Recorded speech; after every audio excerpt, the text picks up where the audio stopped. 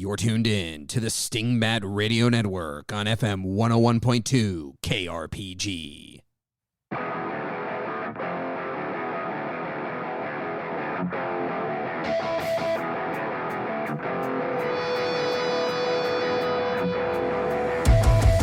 Welcome to Dungeon Master Diaries, a podcast about Shadowdark and other role-playing games, where two GMs talk about their recent experiences at the table and hopefully give you something useful that you can take to yours. On the show today, we discuss the Thief class.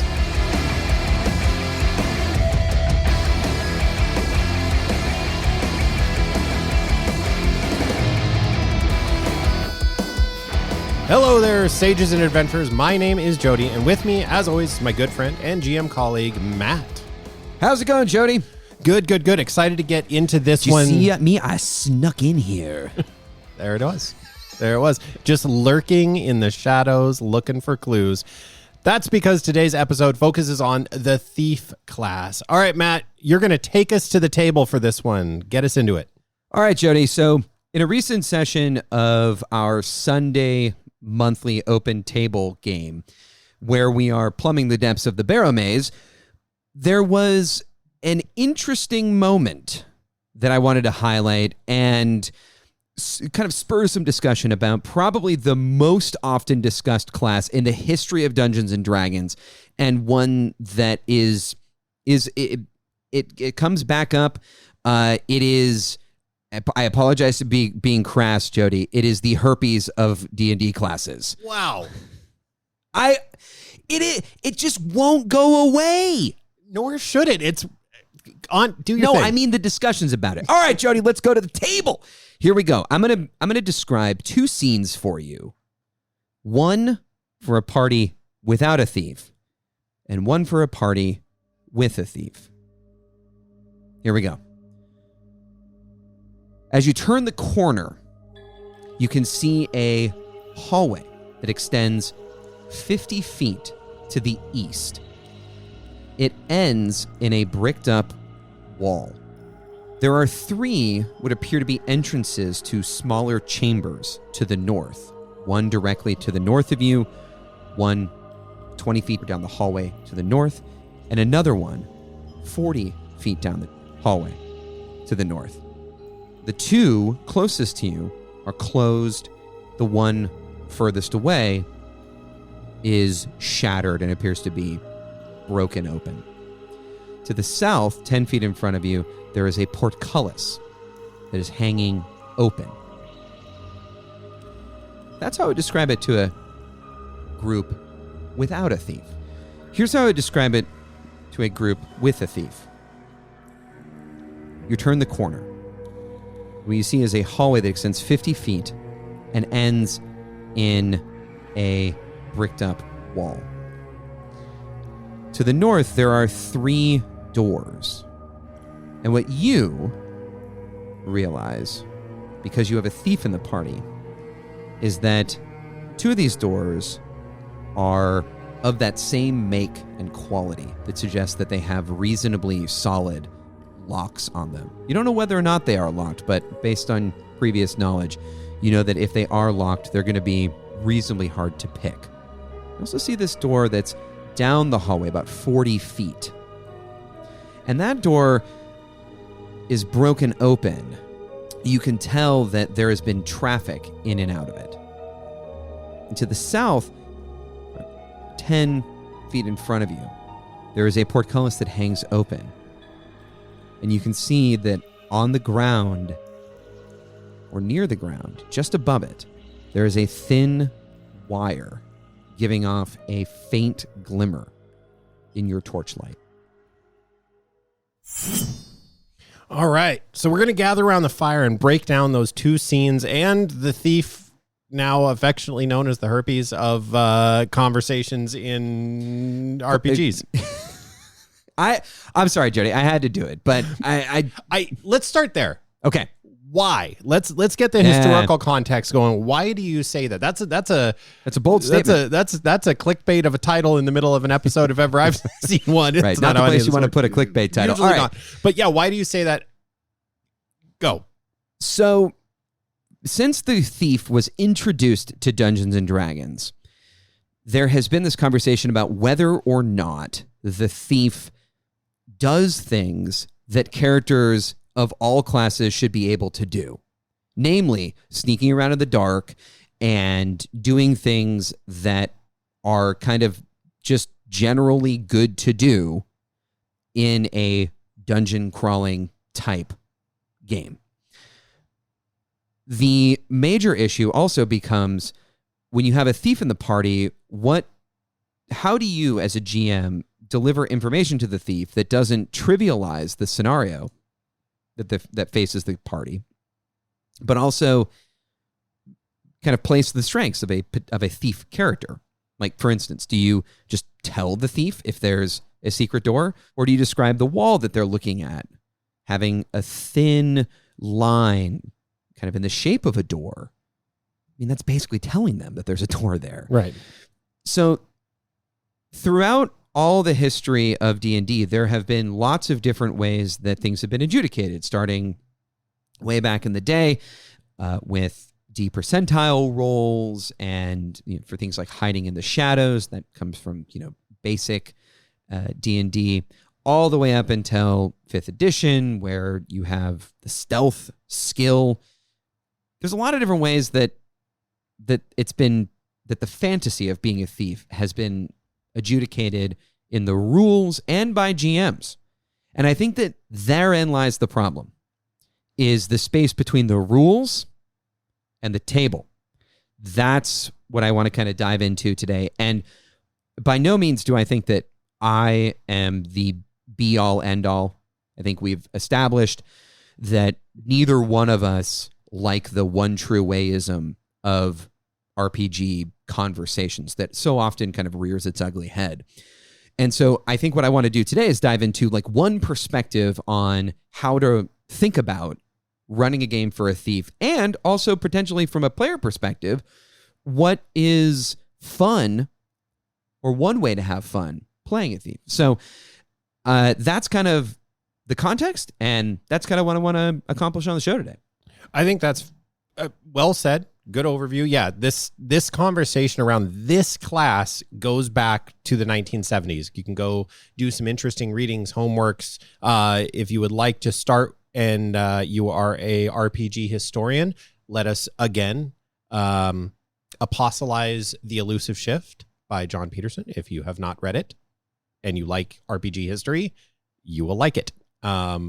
Unless you don't like academic reading, and then you won't like it because it's pretty dense. There's a part of me, and I'm going to say this, there's a part of me that thinks that The Elusive Shift should be a required piece of reading to enter any online or internet forum space, just so that you have the context, because so many people arrive and ask questions and want to have discussions that retread stuff that was happening in zines and in newsletters and in person conversations way back in the day. Now, I don't mean that seriously, but there is a part of me that wishes that more people had read that specific book, because it answers a lot of the questions, not just about thieves, but about lots of role-playing questions that come up all the time. Right. How these things came to be, and what is the core discussion we're actually having when we look back over 50 years of this same discussion happening over and over. So which we're having here today. Right, we're going to throw our hat today in on this 50-year-old discussion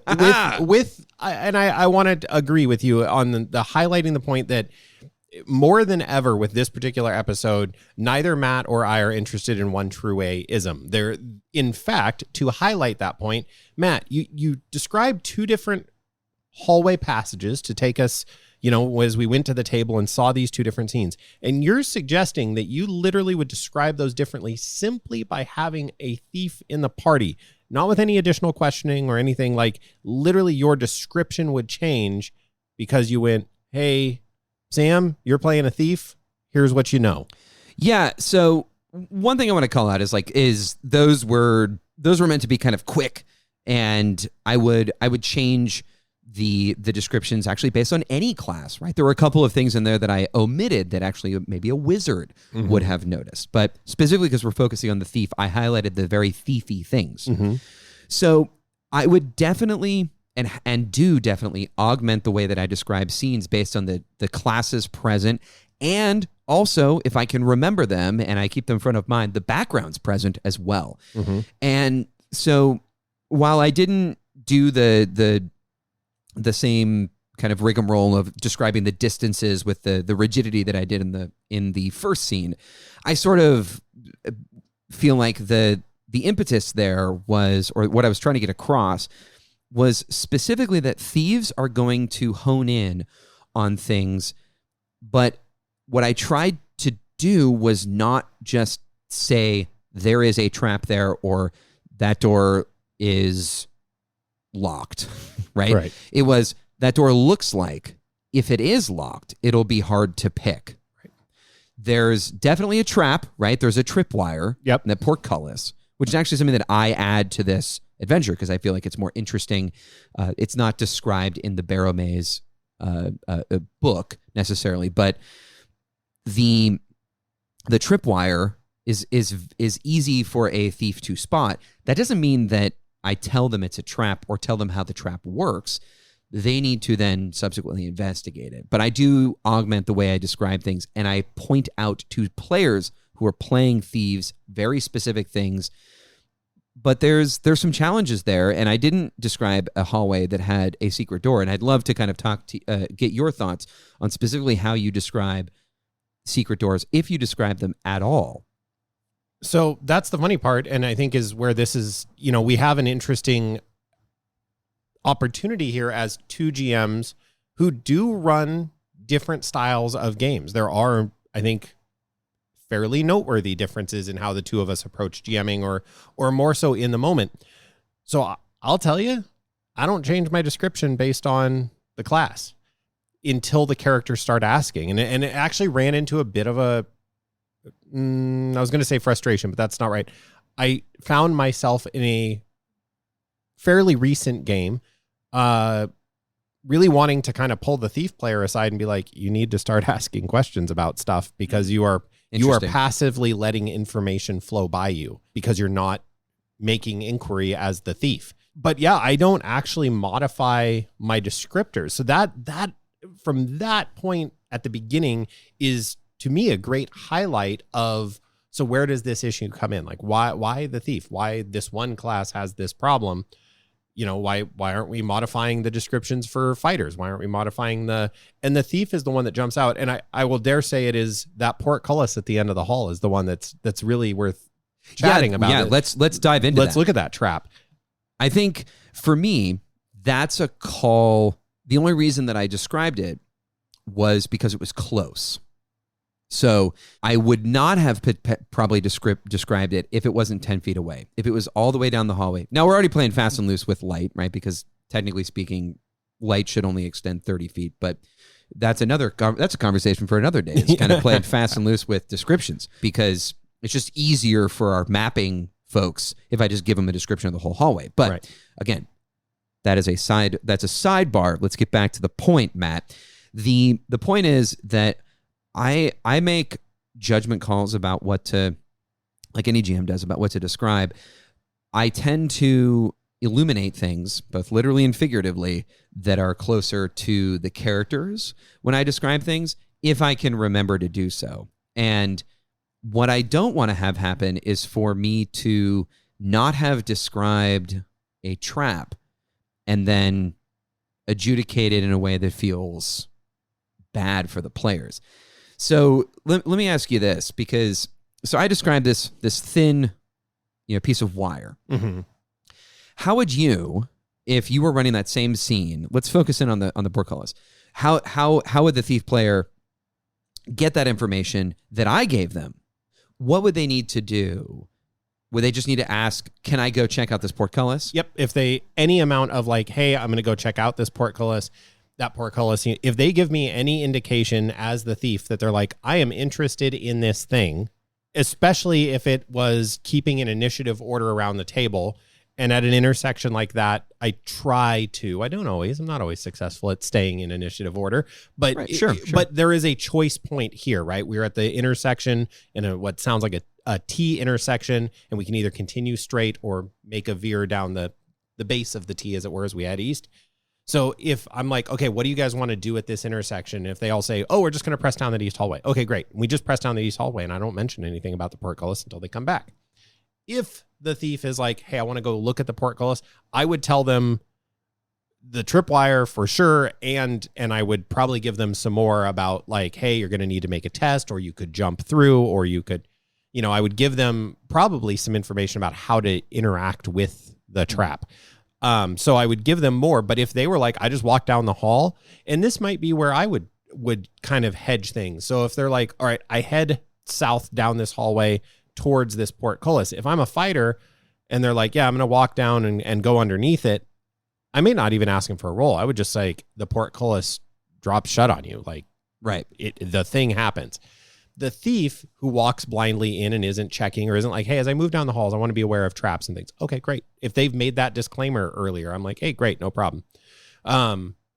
Then I would probably give them a roll to avoid it. Say like, hey, make a dex check for me or something along those lines. But even in that, I can hear my old school notions and frustrations and being young me playing a game of like, I literally remember discussions around, hey, I have a 10-foot pole grown, and I am going to tap every 10 feet in front of us until, and like that discussion of being that level of procedural, which I feel like is not the most fun way to play. It becomes very rote and like, and there's a breakdown of the game. Like the suspension of disbelief falls away to game mechanics.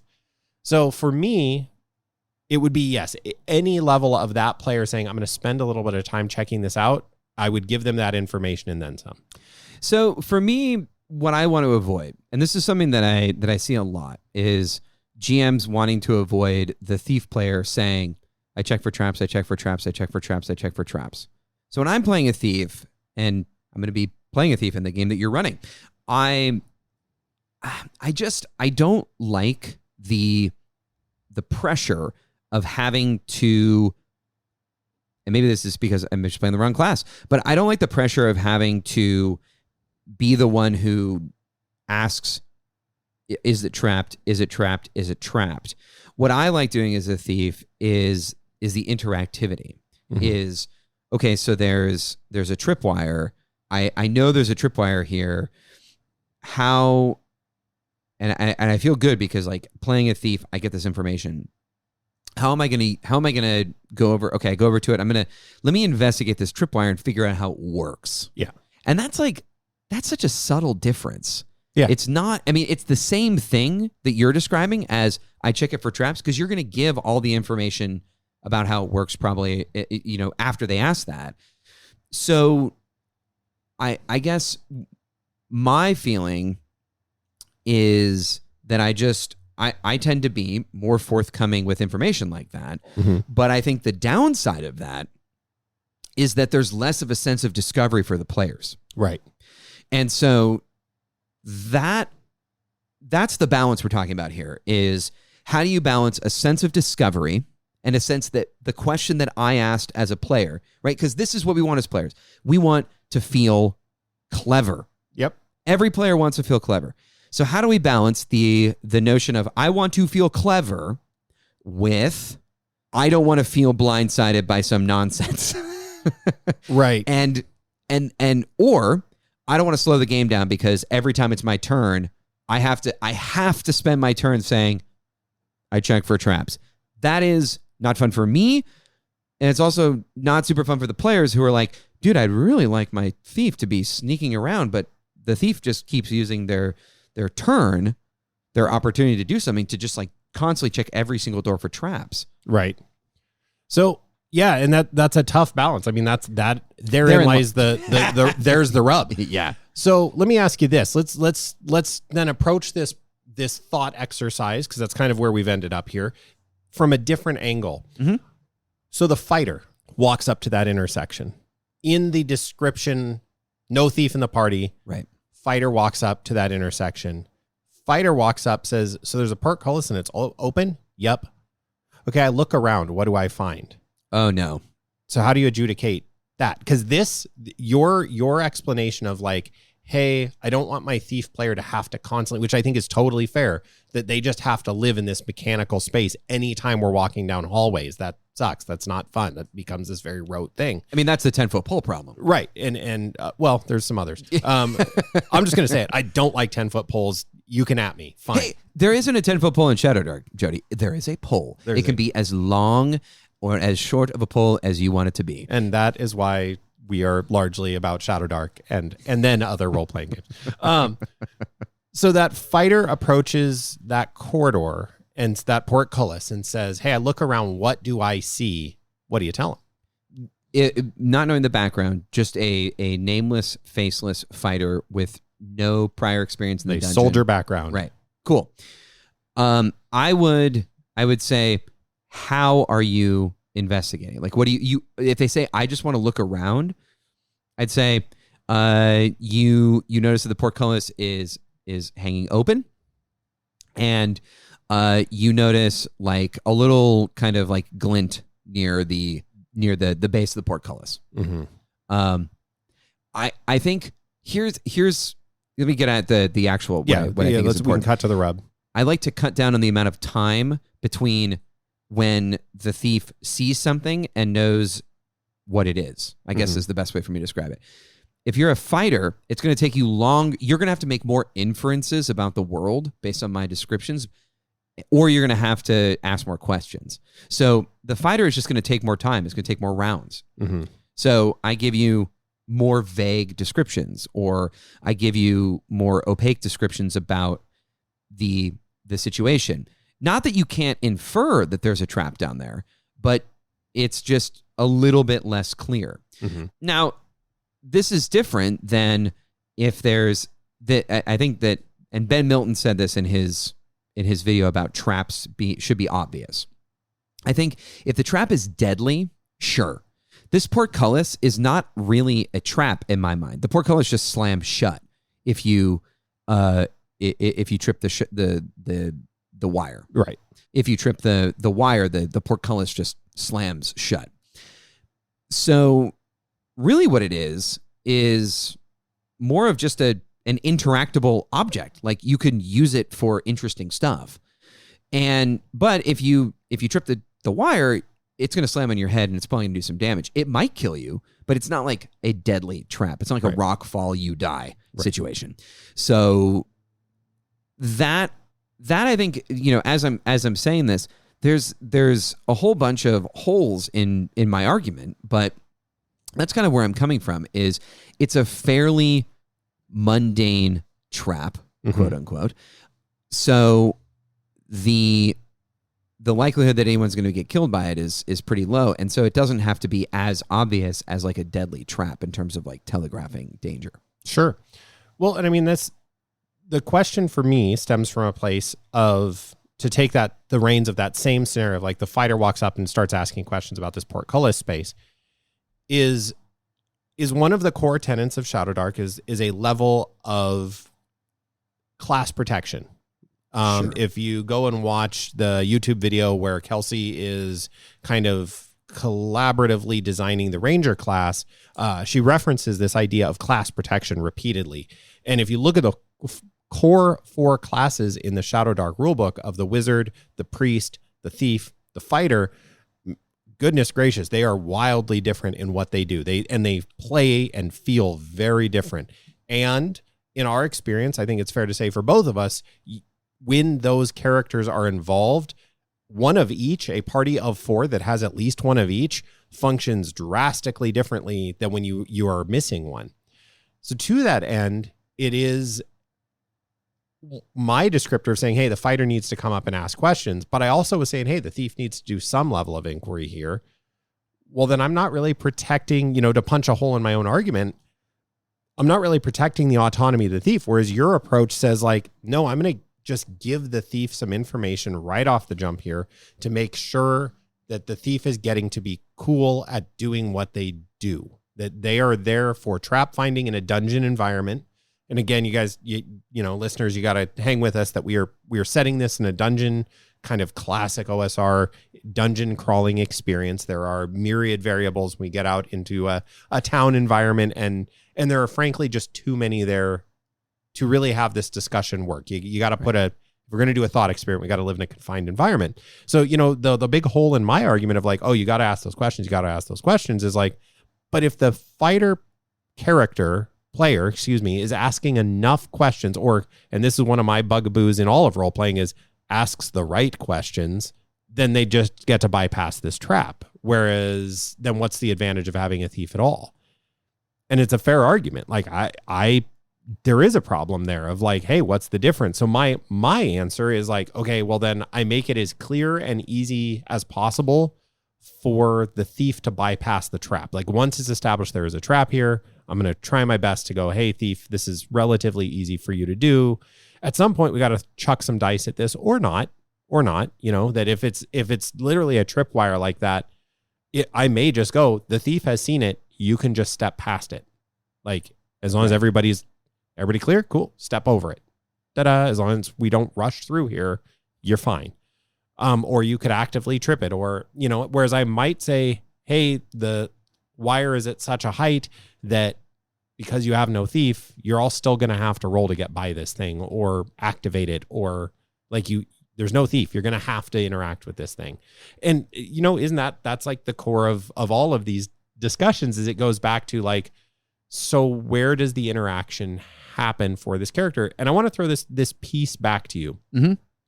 Because we've heard this from our players at our open table Sundays, is in the description of saying like, hey, thief, you notice that there is a strange mechanism in the lock of this door. You see this tripwire, you see this offset stone, you see these things, that the thief their abilities largely become passive. Like the character, the player isn't actively engaging now. These things just happen around them. And so the player is literally losing opportunities to engage with the environment, right? In a way that the other classes don't. Yeah. How does that land? Well, it lands in a couple of ways. First of all, it lands, kind of a sad face, right? Like sure. That's a bummer. For me, I try and create interactivity in the actual world itself. So the passive stuff that is the information. Mm-hmm. The stuff that the information though should be actionable, right? What I want to do is I want to give, I can't remember who said this, but it might have been in that same Ben Milton video or another one, or but somebody has mentioned at some point somewhere this idea in the 50 plus years of this discussion going on. Right. Kinetic dungeons, right? Dungeons with a lot of, dungeons with a lot of potential energy, right? Or scenes with a lot of potential energy where there's the chandelier is the classic example that is the chandelier. Could I swing from the chandelier? Of course you can. So I like traps, or really things that the thief sees that provide a lot of potential energy. And this portcullis is an example of that. It's not really a trap. It's super easy to avoid. However, it's also really interesting. For instance, the group that I was running for, there ended up being a random encounter. It ended up being a bunch of rats. These giant rats come running up behind them. They go in and they use the portcullis to drop. They drop the portcullis down.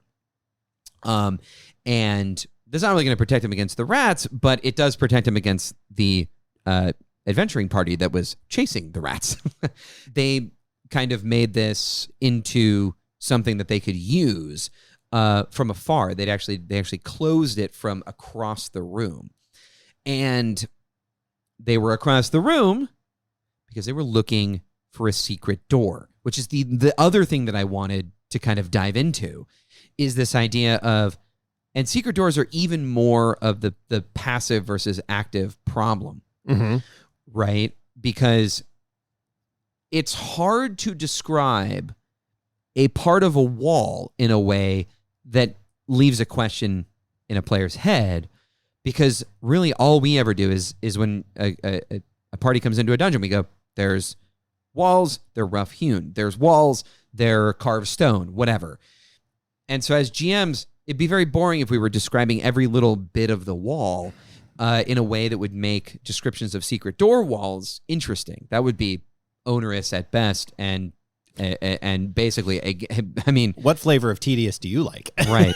So I can't even think of how that would actually work, right? But let me tell you about my grout. Well, I mean, and hey, if that does it for you, then rock on with your bad self. But for me, what I want out of secret doors is potential energy, the potential to find a secret location for maybe putting gear, coming back to the dungeon later, right? Like, so I've adjudicated secret doors differently throughout my time with Shadowdark, and I've never found a way that I like it. I now adjudicate secret doors the same way that you would rule the portcullis, right? That players need to be actively looking for secret doors. If they are actively looking, they will find them as long as they're actively looking in the right place. However, I give thieves the opportunity to cover more ground in a round. Right. A thief can basically go up and down a hallway and find a secret door if they say that they're doing so. Somebody who's not adept is going to have to pick like a 10-foot square of the wall. And that is how I would handle that exactly. It's if you're not a thief, you have to be like, hey, this tapestry that's hanging on the wall, I pull it back and I'm going to press around on that section of wall because I think the tapestry is hiding a secret door. Great. The thief player goes, I'd like to check this room out for secret doors. There was some stuff hanging up and it sounded like there might be one in here. Cool. Good enough. I'll let you know. Like no roll, no nothing, done. Yeah. Here's where the door is. And that speaks to something you identified about me as a GM a long time ago that I really hung my hat on and kind of went, yep, that's true. I value sense of discovery in my game as a whole very highly. I like it as a player and as a GM. I'm like, I like to find things. And I like to, me, the player, said the thing. I asked the right question, as much as that's not my favorite phrase, but I asked the right question, so I got to find the thing. And that's what it comes down to at the end of the day is a question of incremental preference that unfortunately this class runs into constantly. Like it's this constant back and forth, and I do really enjoy that interactivity that, a tripwire might be a kind of an easy example, but a pressure plate or a series of pressure plates or the Indiana Jones spelling puzzle of the floor collapsing if you don't step on the correct tiles in the right order. And like, what would I tell a thief there is a lot more interesting than what I would tell literally any other class. It would still require the asking, which is a little bit tricky and does, I'm, as the person who says you got to do the asking, I also go, man, I don't want my thief to have to feel like that's the game for them, because that's just not fun. That right. Becomes this very mechanical thing. And this all kind of dovetails with telegraphing danger, right? Because I think you want to telegraph danger for everybody in the party. Right. But how do you do that in a way that feels equitable to the thief class and protects the thief class's niche protection? Right. That is a core element of these 4 core classes, and for the other classes that Kelsey has developed as well, but specifically for these 4 core classes. If I can kind of offer my philosophy, it's that what I want to do for a player playing a thief is offer information that is actionable. Mm-hmm. And I said that earlier, but I think from the way that I run, the thing that is helpful for my players is to just have things that pop out of them in a room. And I think what I like to think about is, and this might rub some people the wrong way, is when a player is playing a thief, instead of just seeing a room in like an RPG video game, instead of you walk into a room and you see the stuff in the room, there are a couple of things that are glowing or that have like a little icon above them. Yeah, there's the interactable exclamation point. Exactly. And, I know that there's a whole fraught discussion about video games and RPGs and et cetera, et cetera. But from my point of view, That's what I try and give the thief player is I try and give them a sense of, hey, there's something over here. Hey, there's something over here. I'm not going to tell you exactly what it is, exactly how it works, but I want to tell you that there's some stuff in this room that only you would know. And I realize that deprives them a little bit of that joy of discovery, but my hope is that it gives them actionable stuff that they can use to feel clever and discover other stuff. I don't know if it always works. I hope that it works most of the time, but for whatever reason, in the games that I run most consistently, there have actually been a pretty low number of thieves. And that's partially why I want to play a thief in your game is, and this discussion is actually going to be quite helpful for kind of knowing what I need to do to kind of properly engage with the way that you are going to adjudicate thieves in your game. So that's kind of my philosophy. I don't know if I'm right, and I know that on any given day I can mess up a description or whatever, but that's kind of where I'm coming from. So, well, 50 years of debate says there is no right answer. Right. Like, if again, the way you rule it, just, and I think Matt and I are always going to lean towards, as much as possible, let your players know what your expectations are. So, as Matt was saying, like, he's about to play a thief with me. So knowing that I'm like, hey, I'm going to give you as much as I can reasonably. You come up to that door and you're the thief and you're the one checking the door, I'm going to tell you right away, like, you're pretty sure this is locked and it looks like a really solid lock. Like, I'm not going to hold that back from you, but if you never go up to the door, I'm not going to tell you that. This is my hot take moment. So Matt's had a lot of like, I don't know if this is a popular opinion. I really do feel that if you choose to play and I'm going to go with the 6, the expanded 2 of Bard and Ranger. Sure. That if you're playing one of those 6 classes, you are making an agreement with the other players at the table, not even the GM, but more so your fellow PCs, that you will fulfill that role. I laugh because our alternating Friday game where we're playing in the Dolmenwood setting using Shadow Dark rules, I'm playing a Bard, and we have a couple other players who they really love to talk to NPCs. I mean, they really love to do it, and they dump statted their charisma, and I love that you never let them get away with it, ever. Never. And if you're playing a thief, to get back to that, yeah, you've made an agreement that, like, I'm playing the thief. I'll keep an eye out for traps, y'all. I'll keep right. Now, how you as the GM adjudicate and how much you're demanding your player to do that, if you run a maximally procedural dungeon, then yeah, they need to say it over and over and over and over. And that's, as long as that's what the table's cool with and everybody's on the same page, that's fine. But they should know that. That shouldn't be a gotcha. You brought up something in that last bit you were talking about that I thought was interesting. You talked about how in the room having the like icon items in a room, but the example you gave us at the top was from Barrow Maze. Yeah. Which is a prescribed adventure. Sure. And I really love to go back, and I've been grabbing a lot of old school BX style, basic D&D 80s modules and playing them. And what I've noticed is 2 things are kind of happening there that I wanted to touch on and get your thoughts about. If you roll your own, you're making all your own stuff from scratch. Having most rooms have 3 or 4 classes highlighted. In fact, I believe there's a number of people who call this out. I think Mike Shea in particular, I can think of, calls out like, hey, think about your characters, and as you're designing stuff, make sure there's moments to shine for each character class. And I stand by that 100%.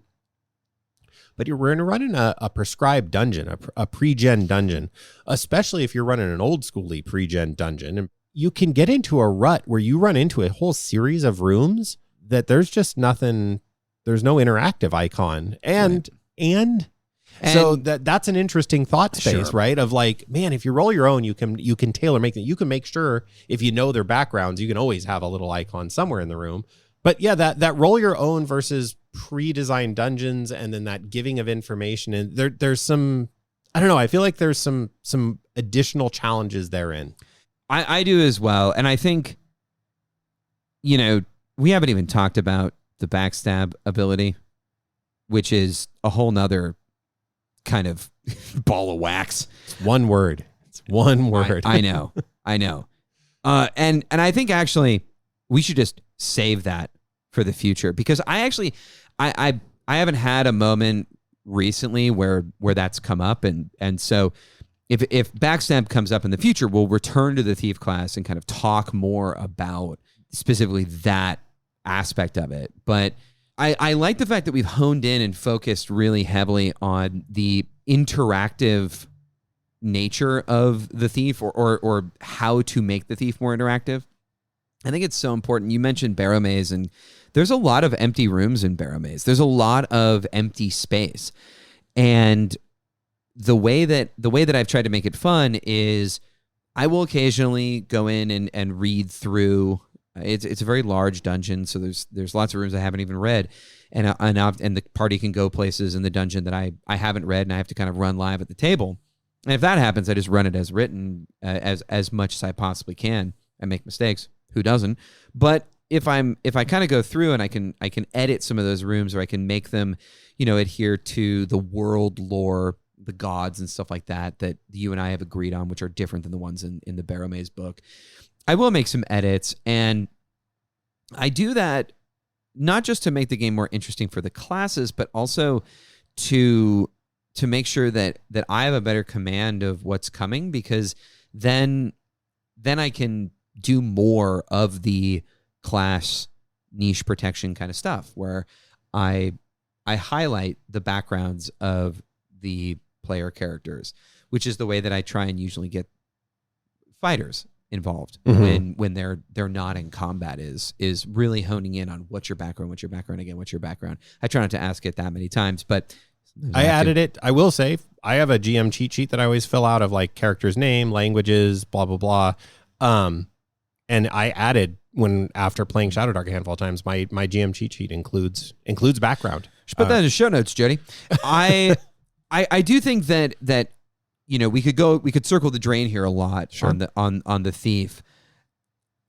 I just think that this discussion, it has to end in an open-ended way. It has to be in some way, shape, or form idiosyncratic. And it's why I find it so frustrating that people argue about this all the time, because there is no right answer. And I hate the answer oftentimes that people give, which is, just do what's right for your table, because that doesn't provide the context that's necessary. But I also really hate when folks come in with this is the way that it should be done. Mm-hmm. My hope for this episode, and my hope for listeners, is that this provided two, different but not too different ways of adjudicating thieves, and that people chime in with their own kind of, if they disagree or have different ways that they do it. But the understanding is that this is an ongoing discussion. This is an ongoing problem, and it's probably not going to be solved on a little podcast episode. No, most definitely not. Let's cut to our sponsors and come back and wrap this thing up. Adventurers, are you tired of slaying goblins, delving dungeons, or saving the realm? We need a place to kick back and relax, right? Then look no further than the Inn of the Welcome Wench, located in the cozy village of Hamlet. A home away from home for heroes, travelers, and locals alike. With its roaring fireplace, hearty meals, and ale that'll knock the chainmail right off your shoulders, the Welcome Wench is the destination for those who just battled the forces of chaos. And let's talk about those rooms. Whether you're a lone ranger or traveling with your entire party, the inn offers beds softer than an ogre's belly and more comfortable than a wizard's robe. And don't forget their famous spiced stew, perfect for refueling after a day of loot acquisition. So, the next time you're in Hamlet, whether you just defeated a very large frog or barely survived a gnoll ambush, stop by the Inn of the Welcome Wench. Hospitality that's legendary, just like you. The Inn of the Welcome Wench, where stories are shared and adventures begin. Open daily just past the old road. Tell them Dungeon Master Diaries sent you, and you'll get a special discount on your first night. You'll be rested and ready for adventure in the morning. All right, we are back. Thank you to our sponsors. Let's bring this topic into the light. And Matt, let's kick us off with some core takeaways. What are you going to take away from this episode to continue making sure our thieves have fun? So we got to keep these pretty broad because, of course, there's a lot of ways to do this. So my first one is, broadly speaking, whatever you do, make sure that you let the thief player feel clever. That can mean a lot of different things, but being able to use information to make decisions is the core of any role-playing game. And it's especially important when we're talking about thieves because they want to feel like they found traps and they found things that no other player would find, and then they want to use those things to do cool stuff, to go find cool loot, to go interact with the world in interesting ways. And so feeling clever is awesome. Every player wants to feel clever, but the thief has to have, I think, some special consideration because there's some ways that you can change descriptions or adjudicate particular actions that'll enhance that. What's yours, Jody? 100%. And I'm going to kind of piggyback that. I had down here, make sure that there's things for the thief to do, but I'm going to couch it slightly differently in the sense of, remember, the fighter is not a thief, which is a little weird since we're doing a thief episode and I'm saying the fighter is not, but I think that's the danger, is that the fighter player can kind of talk their way past a lot of this stuff. I try to avoid don'ts, but don't let them do that. Let the thief have things to do. My next one and my final one is let the information flow, but choose how you do it. And what I mean by that is, as GMs, we can be pretty precious with information. And Jody, you've been on the receiving end of so many of my diatribes about this. I'm not going to do one here. I just feel like GMs need to be less precious with information. They need to give their players. My shorthand is the players only really hear about a half or 50% of what you say. That's another Sly Flourish-ism. Thank you, Mike Shea, for sponsoring this episode. Go ahead. But in reality, I feel like giving your thieves information is such a fun thing to do. Yep. And then letting them use it in a cool way. And again, going back to that, players like to feel clever. The more information you have, the more you can interact with the world. What's your last one, Jody? 100%. My last one is this. Consider the fantasy of playing a thief. What does that mean? And the Touchstone film, because I'm always going to use film as an example, Conan the Barbarian, Arnold starts the movie as a thief. I mean, largely he is a big burly thief. And that's a thing you can do in Shadowdark. There's enough vagary in the rules and enough space in the game that consider those fantasies of the thief and then look at your players and say, which fantasy are they playing out? And then you can shade, just like Matt was saying, let that information flow into that fantasy that they're playing out, and then watch them be clever. They will pick it up the gauntlet. They will ask the questions. They will fill their role. Give them the on-ramp to do that by considering that fantasy. All right, dear friends, as the torchlight grows dim, we hope you were able to find something useful in our discussion that you can take into a future game. If you have any questions or a unique experience from your table that you'd like us to discuss in a future episode, head over to Dungeon Master Diaries thread on the Shadowdark Discord channel. Look for links to any material we referenced in this episode thread or in our show notes. And if you'd like to reach out to us directly, you can find Jody at the Shadowdark Facebook page under the handle Pezman, and you can reach Matt via Discord using the handle SCMatt. Until next time, stay sneaky. Dungeon Master Diaries is a production of the Stingbat Radio Network. It is produced by Jody Kropholler and edited by Matt Bruner. Our intro and outro music is composed by Christian Schuster. Dungeon Master Diaries is an independent production and is not affiliated with the Arcane Library, LLC. Shadowdark RPG is a product of the Arcane Library. Copyright 2023. We've got that outro down!